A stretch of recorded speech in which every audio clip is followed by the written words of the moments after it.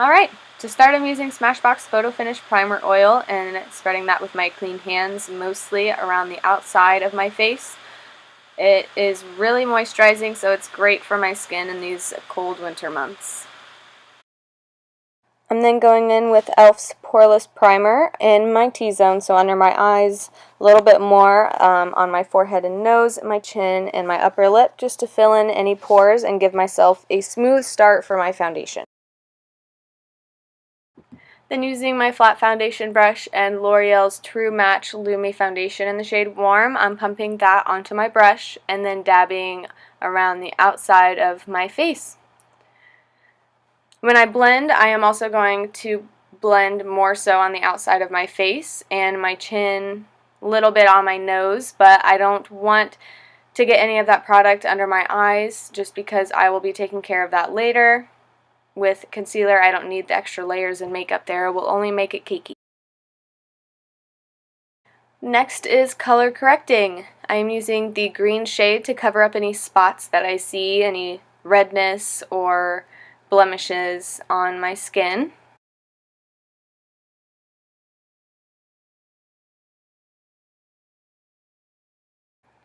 And now I'm using the pink corrector shade under my eyes to get rid of any bags or dark circles that appear under there.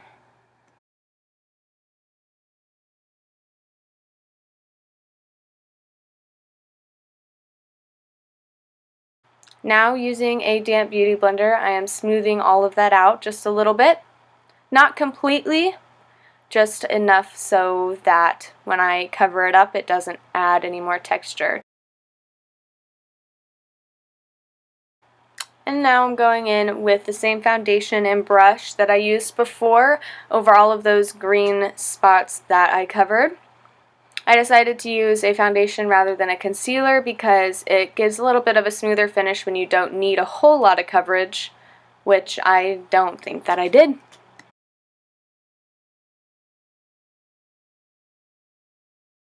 And for my T-zone, I am using Tarte's Rainforest of the Sea Aquasealer Concealer, which I have been loving lately.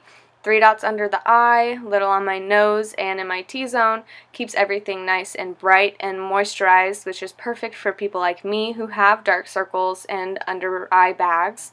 It really helps to give your eyes life while staying in place. And once again with the damp beauty blender, I am blending everything out. It's really good to use the concealer in the T-zone as well as your under eyes like I did here, just because it keeps a really good balance to your face. If you only put the concealer under your eyes are really going to pop out, and your chin and your forehead and even your nose is going to seem concave, which you don't want. You want your face to look bright and forward. So for the under eyes, I am using back and forth dabbing motions with medium pressure, not too much because I do want that extra coverage, but I'm using back and forth motions, blending down toward the nose just to make sure that everything is even and flawless. To set my face and under eyes, I am using Laura Mercier's Translucent Setting Powder and a damp beauty blender. In using the damp beauty blender, I am basically making sure that my under eye concealer or foundation is not going to move all day long at all whatsoever. It packs the powder on a little bit more firm with the leftover water while still picking up the extra product so that it will fit to the contours of your face, move around with your facial expressions, but it does not crease or flake. For the rest of my face, I am using a fluffy brush and a light amount of product to sweep it onto the rest of my foundation.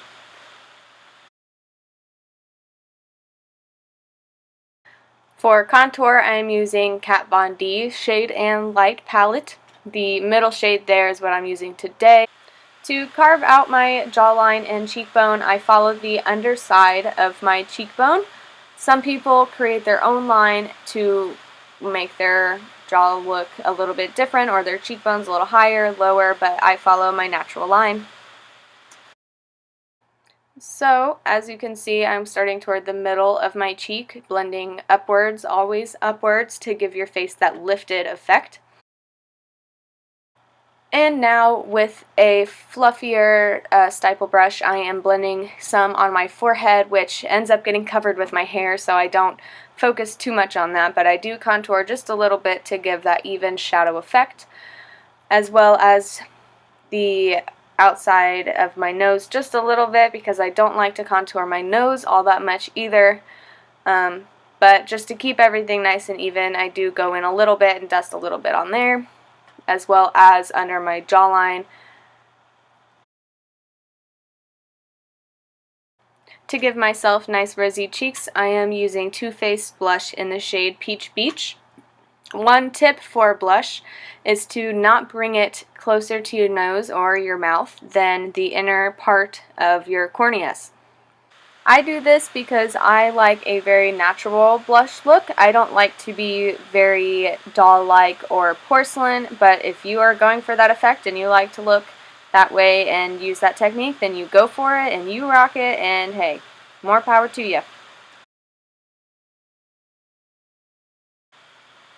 And I'm going to pop a little on my nose, chin, and forehead to give myself that nice wintry look. For my brows, I'm using Anastasia Beverly Hills Brow Definer in the shade Granite to line the top and bottom of my eyebrows, and then filling in the tail pretty dark, but not too much, but we will be brushing and blending later. I did cut out quite a bit of my brows just because it takes me a little while to do them sometimes, and it didn't want to torture you with all that, but you'll get the gist of it and you'll see the shape and kind of how I get there.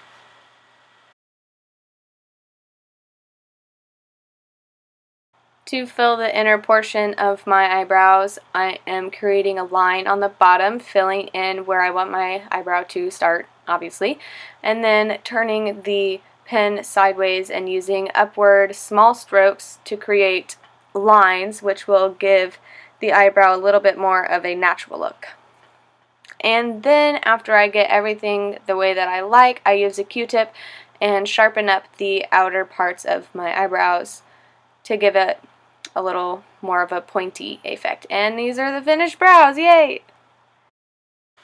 I'm using Anastasia's clear brow gel to coat my brow hairs so that they don't move around and shift all throughout the day.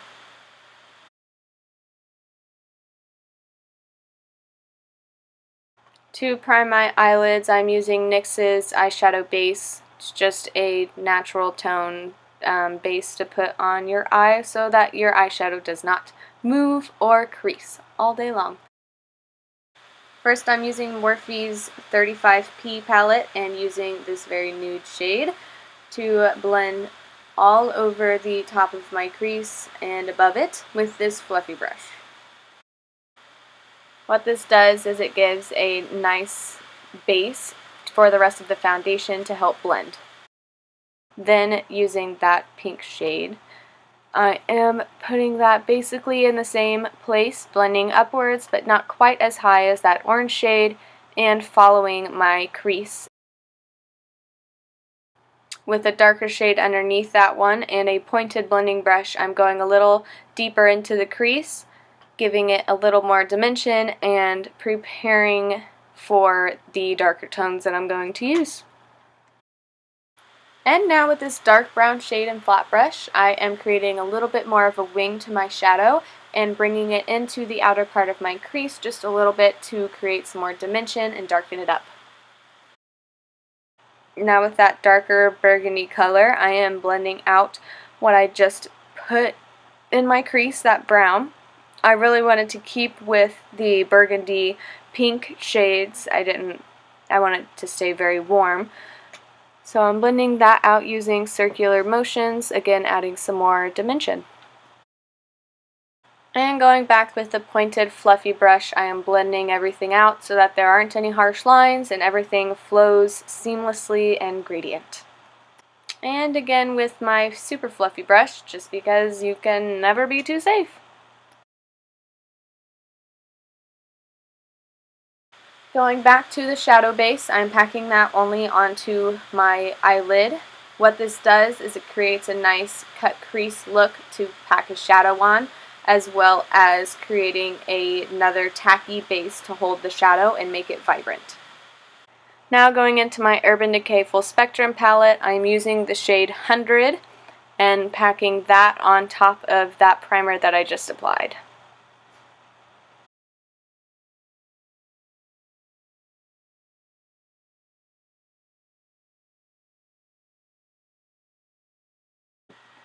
As you can see, I'm being careful not to let that green blend in with the burgundies.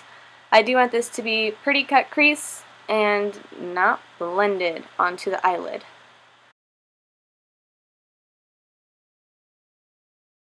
Now, using the darker shade and a kind of fluffy brush, I am redefining that crease and going into the inner corner of my eye just to add that extra dimension and make my eyes look a little bit wider and bigger.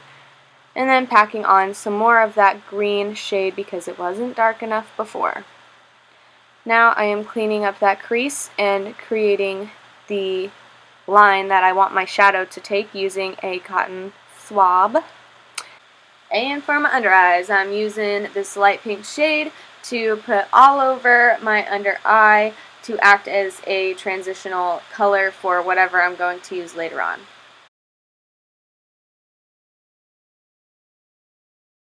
Using Maybelline's Eye Studio eyeliner in the shade Blackest Black, I am redefining my crease once again, giving it that sharp edge, only on the outer corner of my eye, as you can see. And using this tiny pointed brush, I am blending that upward into the darker colors that I had previously blended there. It can take a little bit depending on how you want it to look, but you just got to keep blending until it's the way you want it to be. Using Kat Von D's tattoo liner, I am lining my eyes. Not too much because I do want people to be able to see that beautiful green go into the wing as well as the burgundy shades. I don't want to block all that out. So I'm keeping it a little bit thin, but I'm still giving myself a nice wing effect. I am starting outwards and slowly working my way inwards so that I don't accidentally make it too thick, staying pretty close to the lash line. I'm using e.l.f.'s Black Kohl Liner to line the upper part of my waterline from the outer corner to almost the inner corner. What this does is it opens up your eyes, makes you look more awake, and once again, with dimension, it adds more of it. Dimension is so important, you guys. It's just as important as avoiding harsh lines. You want your eyes to pop. You want them to jump out of your face. You want it to be the first thing that people see, for the most part anyways. And it's not going to do that unless you have dimension. Going back into that 100 shade, I am brushing that on the outer part of my lower lash line. Using this e.l.f. liner sealer, and what this does is it creates an eyeliner out of basically any eyeshadow. I'm dipping it into the shade Gold Mine and then lining the inner portion of my lower lash line. Kind of blending it a little bit into the green that I have already in the inner corner of my eye, just to give it a nice angled, almost cat eye effect. Now to make the gold more vibrant, I am using a smudger brush and packing some more gold on top of that liner that I just put on. And once again, using e.l.f.'s Kohl Liner, I am lining my bottom waterline, more so on the outer part than the inner part. My camera died during the lips, so I used NYX Lingerie in the shade Teddy to line them and bring it in on the corner, and then for the middle of my lower lip, I'm using the same brand in the shade Corset. For mascara, I'm using Tarte's Gifted mascara, which is really good for lengthening your lashes as well as creating volume. I am coating my upper lashes like so, not using a rocking motion because for me, it only bunches my lashes together and then I end up having to untangle them with tweezers, which nobody likes to do, so I tend to refrain from using rocking motions to brush through my lashes. And now I am coating my bottom lashes using whatever's left over on the brush. I don't dip it and get a whole new coat because that tends to overdo it for my lower lashes. I'm setting my face using Urban Decay's All Nighter Setting Spray, which I absolutely adore. Your makeup will not move, girl. It is set. It is set. And for highlighter, I am using Becca's Champagne Pop. The reason I use this after my setting spray is because the moisture from the spray left on the face really helps my highlighter to pop and shine. Now with my BB fan brush, I am highlighting my brow bone as well as the point of my nose and a little bit on my Cupid's bow.